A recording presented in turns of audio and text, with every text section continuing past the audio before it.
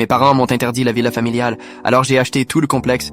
Le message de ma mère est arrivé pile quand je signais les papiers pour racheter le complexe. Camille, après ce qui s'est passé, on pense qu'il vaut mieux que tu ne viennes pas à la villa des Oliviers cet été. La famille a besoin de temps pour se reconstruire. Ce qui s'est passé, c'est comme ça qu'ils appelaient le fait que j'ai révélé que mon oncle détournait l'argent de la fondation familiale. Voler des associations pour enfants, ça passait. Dire la vérité, par contre, c'était une trahison impardonnable. Mon avocate leva les yeux. Le contrat final pour l'achat du domaine Bellico est prêt. Je souris. La villa des Oliviers, joyau familial, se trouvait au cœur de ce complexe privé. Dans 5 minutes, elle serait à moi. Combien de temps avant que le transfert soit complet? Dès aujourd'hui, toutes les villas privées, tout le contrôle des accès. Je relus le message de ma mère. Pendant 20 ans, cette villa avait été le centre de nos étés, de nos fêtes, de nos souvenirs. Ils pensaient m'humilier. En fait, ils venaient de m'offrir ma plus belle revanche. Envoyer un courrier à tous les propriétaires de villa, dis-je à mon avocate. Tous les codes et cartes d'accès changent. Commencez par ma famille. Un message de ma sœur apparut. Maman t'a parlé de la villa? C'est pour ton bien. Tu veux dire dénoncer le vol d'oncle sur des associations? Oui, quelqu'un devait bien avoir une conscience. C'était juste de la compta créative. Ah oui, voler des enfants malades. Créatif. Mon assistante entra. Le personnel est prêt pour l'annonce officielle. Et votre famille vient d'arriver pour son séjour annuel. Parfait. Lancez les désactivations. Surtout pour la villa des Oliviers. Je les imaginais débarquer avec leurs valises de luxe et se retrouver bloqués dehors. 1 heure plus tard, mon avocate souriait. Tous les courriers ont été remis. Très bien. Préparez mon jet. Je vais visiter mon domaine. À mon arrivée à la baie des Oliviers, le spectacle valait de l'or. Ma famille, plantée dans le hall, entourée de bagages Louis Vuitton. Mon père fulminait. Comment ça, nos cartes ne marchent pas? Le nouveau propriétaire a changé tous les accès, répondit le directeur. Nouveau propriétaire? Hurla ma sœur. Je sortis de l'ombre. Ils levèrent les yeux. L'horreur se peignit sur leur visage. Toi? Oui, tout m'appartient maintenant. Chaque villa, chaque piscine, chaque grain de sable, y compris votre précieuse villa. Mon père tenta de reprendre le dessus. Écoute-moi, jeune fille. Non, écoutez-moi. Je leur tendis de nouveaux contrats avec une clause d'éthique. Toute personne impliquée dans une fraude financière serait expulsée immédiatement. Je fixai mon oncle. Ça te concerne aussi. Tu n'as pas le droit, protesta ma mère. Cette villa est à nous depuis 20 ans. Et maintenant, elle est à moi. La partie de la famille que vous vouliez effacer. Mon téléphone vibra. Le mari de ma cousine, un autre complice. Il ne savait pas que j'avais déjà les preuves. Vos cartes seront réactivées après un contrôle de casier judiciaire. Nous n'acceptons pas de criminels dans les villas de luxe. Ma sœur tenta de calmer le jeu. Parlons comme une famille. Comme quand vous avez tous voté pour m'exclure, le directeur revint. Mademoiselle Morel, les documents de réaffectation sont prêts. Ah, je ne vous ai pas dit? La villa des Oliviers devient un centre de vacances pour les enfants des associations que vous avez volées. Ils joueront dans le jardin où maman m'interdisait d'entrer. Silence. Vos affaires seront transférées dans une chambre standard.